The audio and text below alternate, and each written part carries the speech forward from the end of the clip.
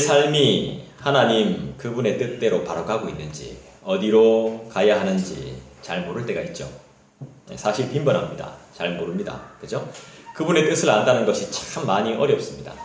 정말 어려워요. 그래서 어떻게 하면 그분의 뜻을 잘 알 수 있을까 고민하고 찾기도 하고 물어보기도 하고 분주할 때가 많습니다. 그 뜻을 알면 우리 인생의 문제와 갈등을 너끈히 해결할 수 있을 것 같은데 그 뜻을 몰라서, 그죠? 우리 인생은 그분의 뜻을 찾는데 시간을 많이 사용해야 되는 거죠. 그분의 뜻을 찾는데 시간을 많이 사용해야 됩니다. 여러분 걱정할 필요 없습니다. 지금 이 시간이, 여러분들이 참여하는 이 예배 시간이 바로 그분의 이야기를 듣는 시간이고 그분의 뜻을 아는 시간인 줄 믿습니다. 아멘. 우리는 예배하는 가운데 전해지는 하나님의 말씀으로 인해서 길을 찾죠. 네, 그렇죠. 길을 찾습니다. 그리고 그 뜻을 찾습니다. 때론 희미합니다. 잘 안 보입니다. 그런데 분명한 빛이죠. 그죠? 그 말씀을 여러분들이 따르셔야 됩니다. 다른 거 말고 그 말씀을 따르셔야 돼요. 그렇게 한번 해보세요. 말씀을 읽으라, 기도하라 하면 그냥 그렇게 한번 해보세요. 그렇게 해야 되지만 이란 전제를 붙이지 말고 그냥 말씀을 읽으라, 말씀이 선포되면 말씀을 읽고 어디든지, 아니면 기도하라 하면 무슨 말을 하든지 기도 한번 해보세요. 하나님께 그냥 그렇게 한번 해보십시오. 하나님은 정확하신 분이시거든요. 여러분, 회개가 뭐죠? 어렵게 생각할 거 없습니다. 용서를 구하는 것이고 다시는 그 죄를 짓지 않는 게 회개입니다. 여러분, 우리 다 회개했습니까? 다시는 그 죄를 짓지 않습니까? 물론 내가 철저하게 회개하고 내가 철저하게 결단한 부분에 대해서는 그 죄를 짓지 않겠지만 다른 죄를 지을 수도 있는 거죠. 그럼 회심이 뭘까요? 어떤 분은 회개에서 더 심도 깊은 게 회심이라고 하던데, 회개했다면, 회개가 다시는 그쪽으로 가지 않는 거라면, 다시는 그 죄를 짓지 않는 거라면, 회심은 뭘까요? 회심은 방향을 바꾸는 거예요. 따라합시다. 방향을 바꾸는 것. 제가 배운 겁니다. 그대로. 신학교에서 배운 겁니다. 회심은 방향을 바꾸는 겁니다. 내 삶의 방향을 바꾸는 거예요. 내 삶이 아닌 거죠. 그러니까 내 삶대로 가는 게 아니에요. 내 뜻대로 가는 게 아닙니다. 내 생각대로 가는 게 아니라 아예 방향을 바꾸는 겁니다. 사람들이 저한테 묻습니다. 언제 회심했습니까? 이렇게 물어요. 신앙의 선배들. 그게 굉장히 어떻게 보면 그게 이 회심했냐 안 했냐 이 말을 목사한테 묻는다는 건 상당히 신뢰되는 말이에요. 그런데 저한테 묻는 사람이 있습니다. 그러면 그 사람은 대단한 사람인 거죠. 그죠? 근데 어지간한 사람들한테 제가 말 잘 안 해요. 이 사람이 무슨 뜻으로 이 말을 하지 싶어서. 근데 회심했냐고 탕 물어. 저도 사실 성도들한테 회심했어요 안 했어요 이 말을 잘 못 묻습니다. 이게 상당히 심도 깊은 말이기 때문에. 회심했냐고 딱 물으면 회심한 지 얼마 안 됐습니다. 이렇게 물어요. 말해요. 그래? 언제 회심했어요? 언제 어떻게 회심했는지 내가 어떻게 압니까? 구원파도 아니고. 근데 저는 대충 압니다. 감을 잡고 있습니다. 잔 칼빈의 로마서 주석을 읽으면서 제가 많이 회심했습니다. 이렇게 말해요. 저한테 확실한 경험이 있기 때문에. 얼마 안 됐습니다. 하지만 신앙의 선배인 칼빈의 주석, 로마서 책을 읽으면서 많이 회심했습니다. 근데 저만 그런 게 아니에요. 저만 그런 게 아닙니다. 이 로마서가 많은 사람을 회심하게 했습니다. 네, 저만 그런 게 아니고. 루터도 그렇죠. 그죠? 어거스틴도 그렇죠. 그 다음에 누굽니까? 칼빈도 그렇죠. 이 많은 사람들이 사도 바울이 기록한 로마서의 말씀을 보면서 자기의 삶의 방향을 바꾸었다고요. 어느 날 자기 친구의 집에 앉아서 그냥 가만히 있는데 밖에서 어떤 애들이 막 소리가 들리는 거예요. 그 책을 들고 읽어라. 그 책을 들고 읽어라. 아이들이, 꼬마들의 그런 웃음소리와 이야기 소리를 통해서 로마서의 책을 읽습니다. 한 사람이 변화되는 거예요. 그 사람이 변화돼서 하나님의 일을 합니다.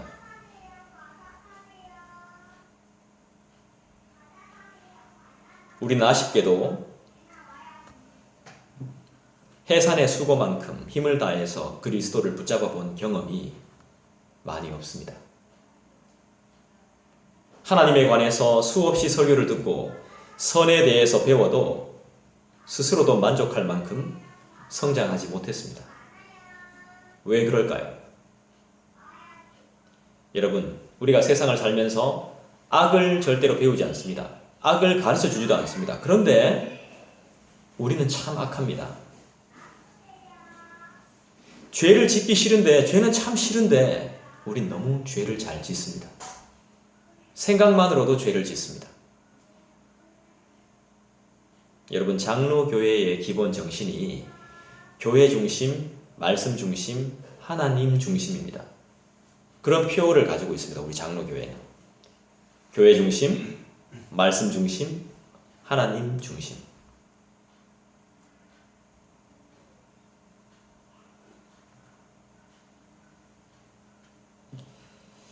이 원론적인 것이 해결되지 않으면, 이 중심의 문제가 해결되지 않으면 삶이 버거워집니다. 이 원론적인 것들이 해결되지 않으면, 죄의 문제가 해결되지 않으면 주님이 원하시는 뜻대로 살기가 어렵다는 것입니다. 우리가 악한 이유, 우리가 죄인인 이유가 있습니다. 뭐 때문이죠? 악은, 죄는, 미워하는 마음은, 시기는, 질투는, 갈등은 뭡니까? 하나님 중심적이지 않다는 것입니다. 내 안에 악이 있고, 내 안에 죄가 있고, 내 안에 시기가 있고, 내 안에 질투가 있고, 내 안에 미움이 있고, 분이 있고, 불만이 있고, 실망이 있고, 이건 하나님 중심이 아니라는 증거입니다.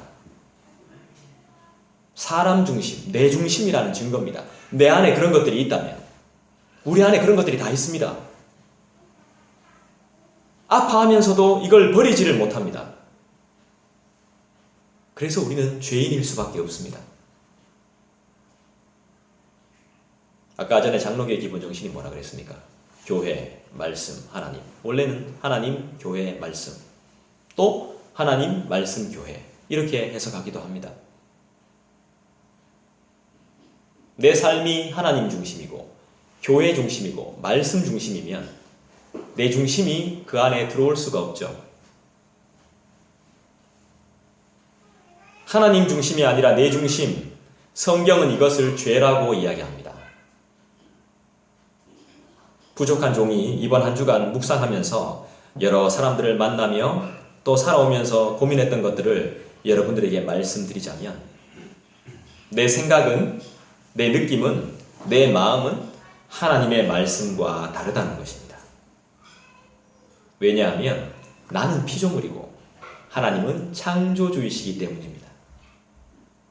창조주의 생각과 만들어진 피조물의 생각은 엄연히 다릅니다. 다를 수밖에 없는 거예요. 내가 보기엔 이게 맞는데 하나님 보시기엔 아닐 수 있다는 겁니다.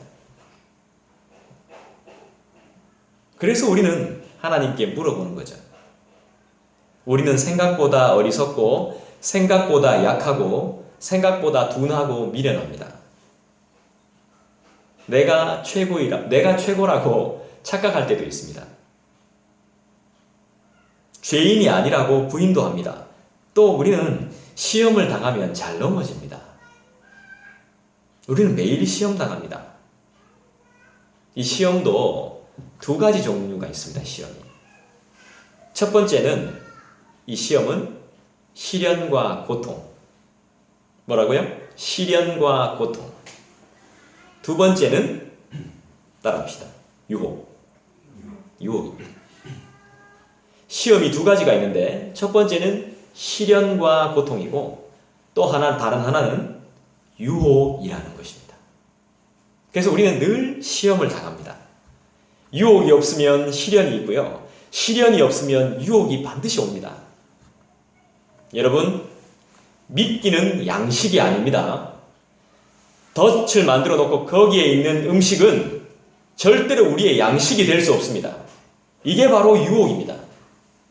그거를 탁 취하는 순간 우리는 딱 잡히게 됩니다. 유혹받게 돼요.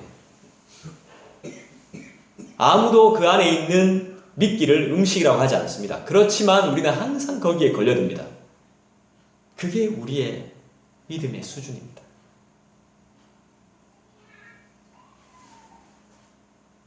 제가 어떤 책을 하나 읽었는데요. 여러분이 생각하는 것이 당신입니다. 이래요. 당신이 생각하는 게 당신이래. 그러니까 내가 생각하는 게 나랍니다. 나. 저는 그렇게 생각하지 않습니다. 인간은 생각대로 움직이는 게 아니라 인간은 욕망대로 움직입니다. 내가 욕망하는 게 내 자신입니다. 여러분이 뭘 욕망하는지 한번 생각해 보십시오. 인간은 욕망대로 움직여요. 내 생각대로 움직이는 것 같죠? 그렇지 않아요. 말은 내 생각대로 하지만 움직임과 실천은 내 욕망대로 합니다. 내가 하고 싶은 대로. 생각은 바른 생각을 하지만 내 욕망은 아닙니다.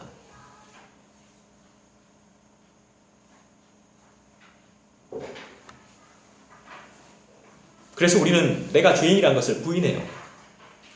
죄에 대해서 듣기 싫어합니다. 저도 죄에 대해서 듣기 싫습니다. 전하기도 싫고. 그렇지만 우리는 소열이 문답을 완주하게 될 겁니다. 그러면 우리는 성경 한 권을 떼게 됩니다. 나도 모르는 사이에. 그러면 우리는 더 성장해 있을 거라고 저는 믿습니다. 자, 시험, 시련, 고통, 유혹을 만날 때 우리는 어떻게 해야 됩니까? 성경은 어떻게 이야기하죠? 시험을 만날 때 어떻게 하라고 말씀하죠? 성경은 기쁘게 여기라 말합니다. 어떻게 해요? 온전히. 참 특이하죠. 성경은 우리는 시험을 만나면, 시련과 고통을 만나면 힘든데 성경은요 기쁘게 여기라 말해요. 내 뜻대로 안 되는 것을 기쁘게 여기라 말합니다. 내 생각대로 안 되는 것을 기쁘게 여기라. 내 욕망대로 안 되는 것을 기쁘게 여기라 말합니다. 나는 이게 굉장히 힘들었습니다. 이걸 해석하는 게. 이걸 해석하고 내 삶에 받아들이는 게 굉장히 힘들었습니다. 누군가 저보고 말했습니다. 너는 상처가 많구나. 예, 저 상처 많습니다. 그런데 상처를 정말 많이 줬습니다, 제가. 진짜 상처도 많이 줬어. 내가 상처가 많지만 상처를 많이 줬어요. 여기 있잖아, 우리 내 동생도 내 때문에 상처 엄청 많이 받았어.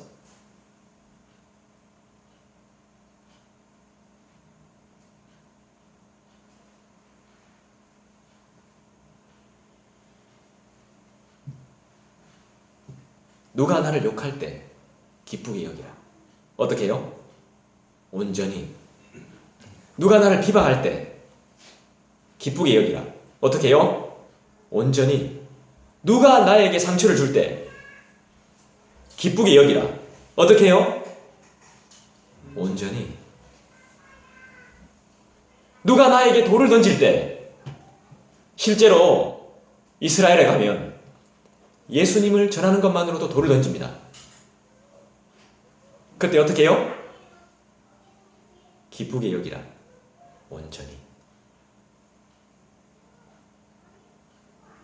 내가 도움을 구했을 때, 내가 누군가에게 도움을 구합니다. 그때 나를 무시할 때, 나를 도와주지 않을 때 우리는 어떻게 해야 될까요? 기쁘게 여기라. 온전히. 여러분, 시련과 고통과 유혹을 말씀처럼 어떻게 기쁘게 여깁니까? 무너지고 아프고 상하고 속상하고 실망하는데 어떻게 기쁘게 여길 수 있단 말입니까? 나는 전혀 원하지도 않는데 나의 삶에 찾아오는 시험을 어떻게 기쁘게 여깁니까? 그 상처를 어떻게 기쁘게 여길 수 있습니까?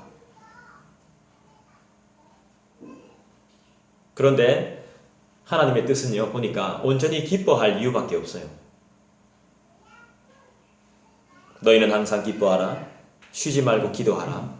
범사에 감사하라. 말씀하셨습니다. 이는 그리스도 예수 안에서 너희를 향하신 하나님의 온전한 뜻이니라. 왜 기뻐해야 되냐 하면 그 순간이 나를 깨뜨리는 순간이기 때문이죠. 그 순간이 하나님께서 나를 다듬는 순간이죠. 그걸 부인하면 내가 상처가 되죠. 내 안에 고통이 되죠. 내 안에 쓴뿌리가 되는 거죠.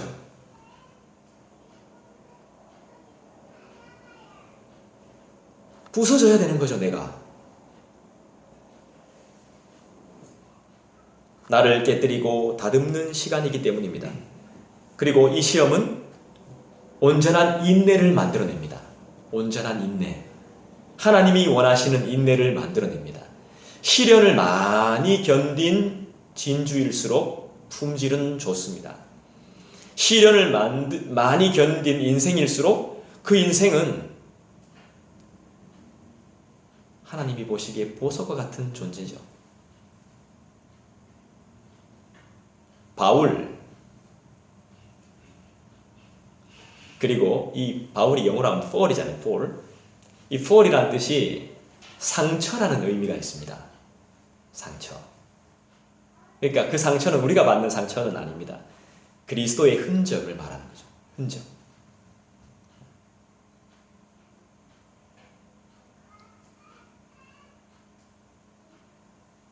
시험은 온전한 인내를 만들어내는데 이게 굉장히 고귀한 겁니다. 상당히.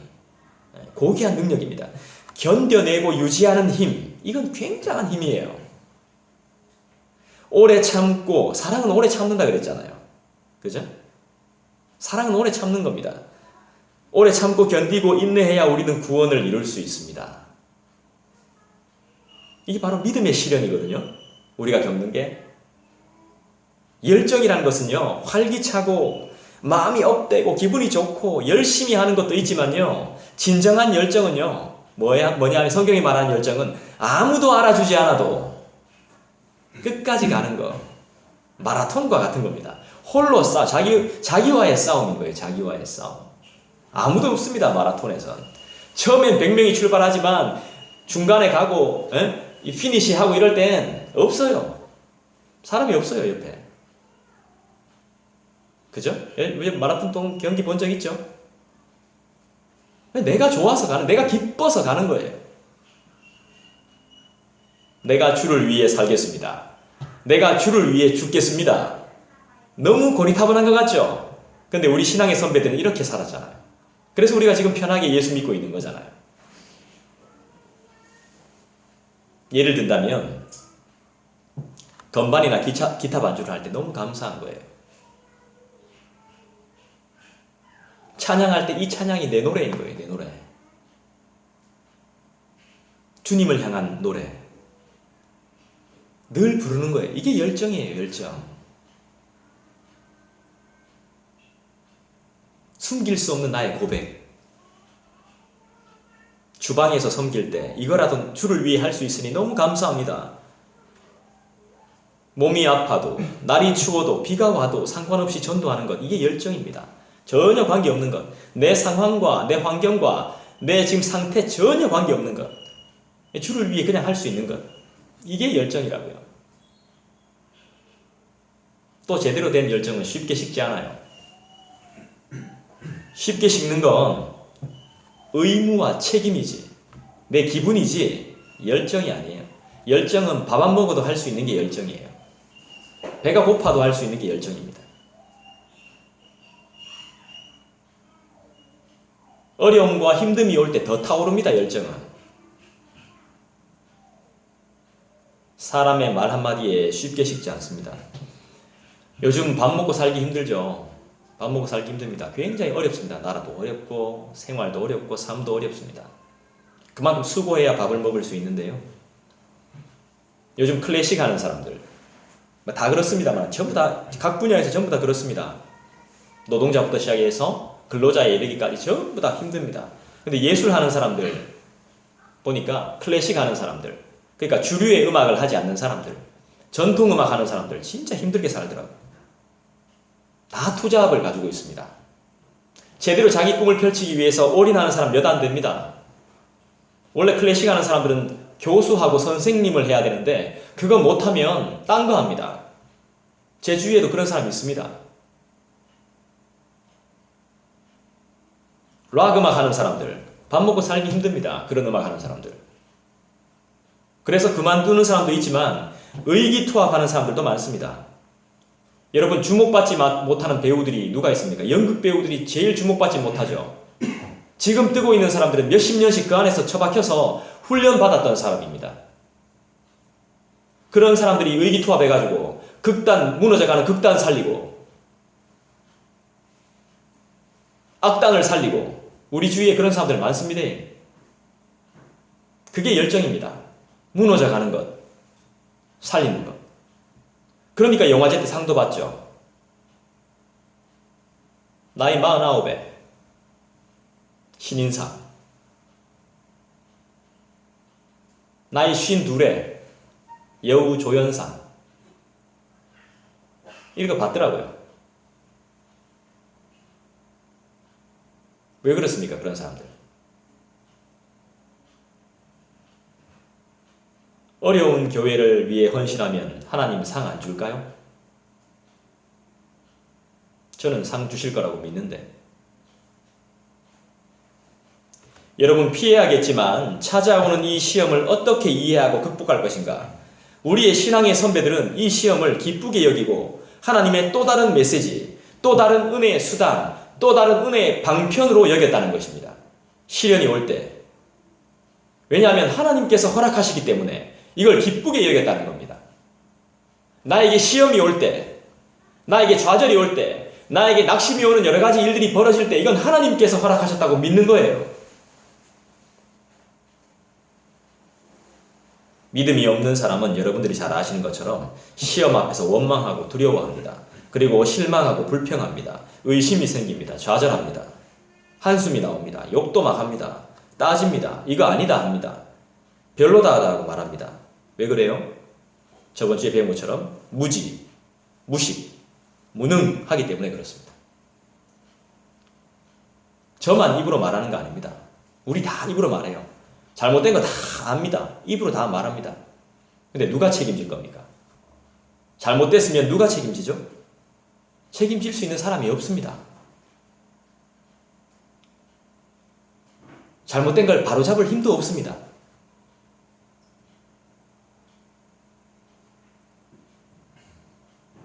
하지만 우리는 우리의 삶에 닥치는 모든 시험을 하나님의 섭리라 믿습니다. 그래서 주님을 의지합니다. 그래서 기다립니다. 진정한 참 성도는 하나님의 뜻이라 믿습니다. 모든 것들을. 그리고 견뎌냅니다. 시험은 그냥 쓸데없이 우리에게 다가오는 게 아니라 우리를 진짜인지 가짜인지 확실히 검증해냅니다. 그래서 성경은 시험을 받을 때 온전히 기쁘게 여기라고 말씀하는 겁니다. 여러분, 우리가 죄에 대해서 정말 많이 다뤘습니다. 수도 없이 다뤘죠. 원죄, 자범죄 반복해서 계속 다뤘습니다. 나아가서 그것만 끝인가요? 아니요. 나아가서 비참함까지 이야기했습니다.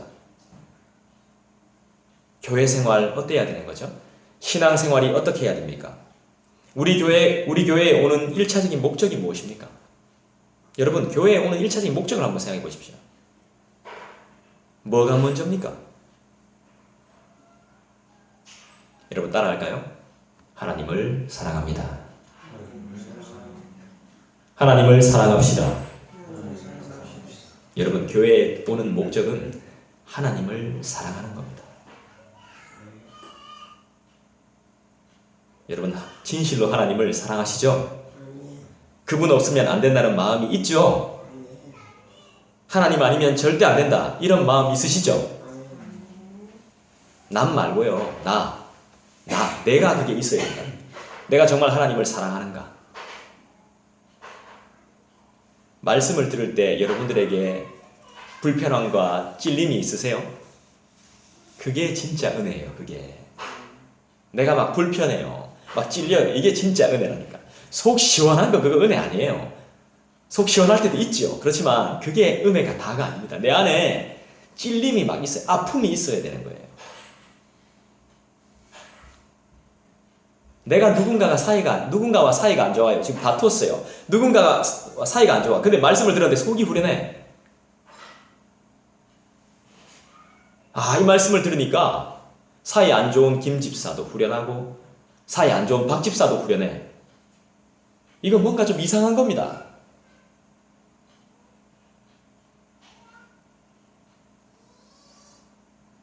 두 사람이 막 찔려야 되거든요. 불편하고. 교회는 하나님을 배우는 곳이고 하나님을 만나는 곳이에요. 아담과 하와의 모습을 보세요.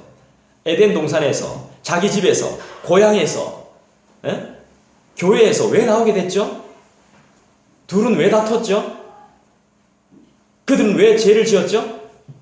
생각해 보세요. 자기의 보금자리에서 왜 나왔죠?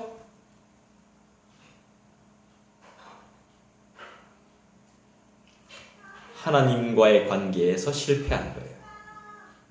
하나님과의 관계에서 실패하니까 거기서 나와야 돼요.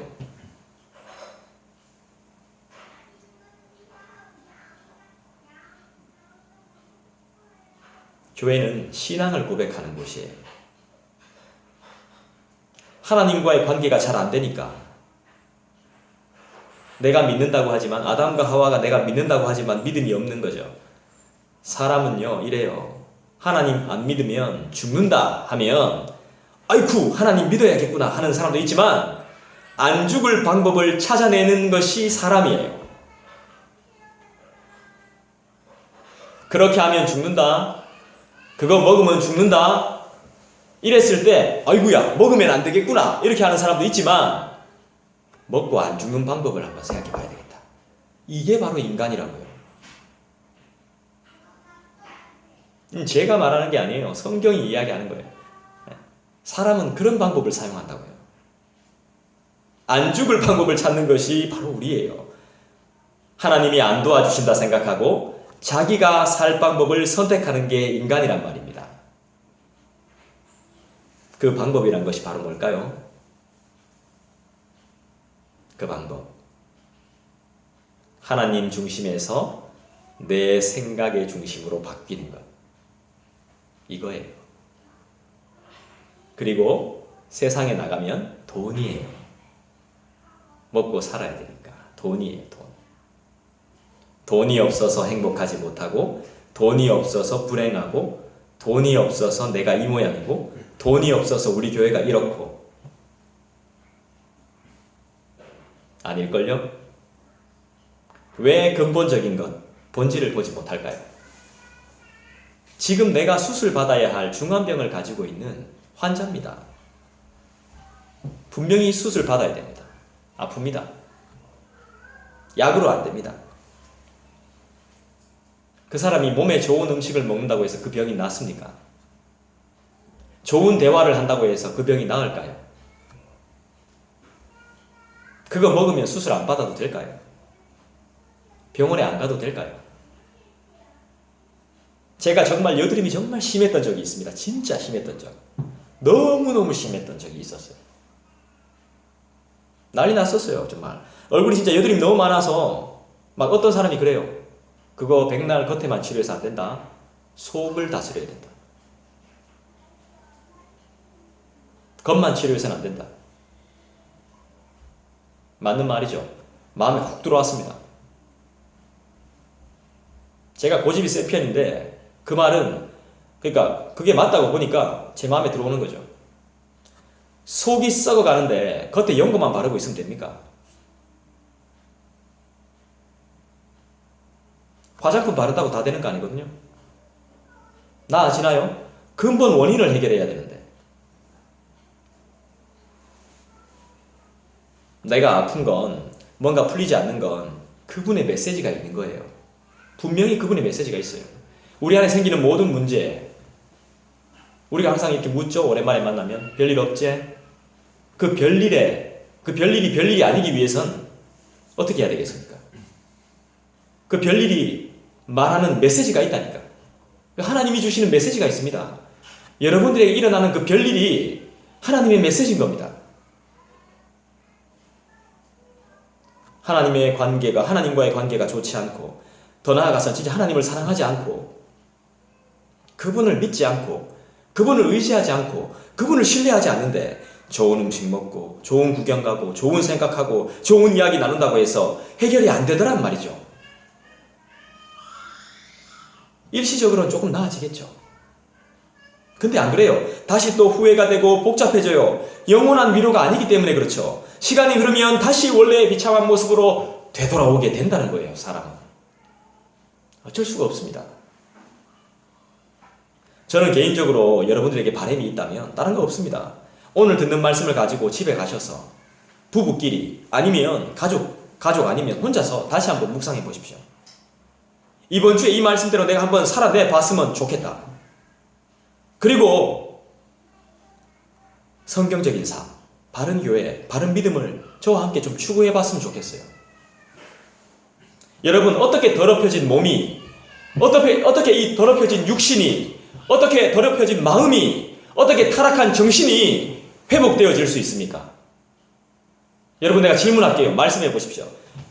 타락한 몸이, 더럽혀진 몸이, 정신이, 내 마음이, 생각이, 이 더럽혀진 모든 것들이 어떻게 회복될 수 있습니까? 오늘 성경은 뭐라고 말씀합니까? 감사함으로 받으면 버릴 게 없으며 뭐라고 말씀해요? 오직 더럽혀진 몸이, 더럽혀진 육신이, 아픈 몸이, 아픈 정신이, 아픈 생각이, 아픈 마음이 오직 말씀과 기도로. 할렐루야. 성경은 분명히 말합니다. 저는 여러분들을 혼내기 위해서 말하는 게 아닙니다. 제가 무슨 자격으로 여러분들을 혼내겠습니까? 절대. 제가 혼나야죠, 오히려. 교회의 심장부 역할을 해야 되는 인간이 그렇게 못하면 제가 혼나야 되는 거죠.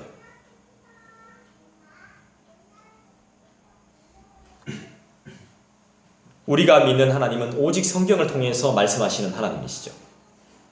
구약의 이스라엘 백성들이 제사를 드림으로 거룩이 회복되었습니다. 5대 제사 기억합니까? 레위기에 나온 5대 제사, 이게 왜 하는 거죠? 번제, 속죄, 속죄제, 속건제, 화목제, 이게 왜 하는 겁니까? 회복.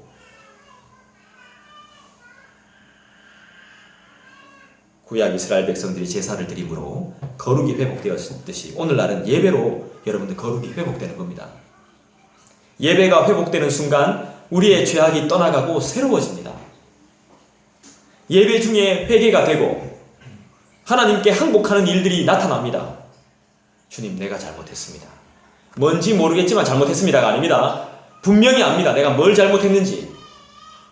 뭔지 모르겠지만 내가 잘못했습니다. 이건 아직까지도 내가 남아있다는 겁니다.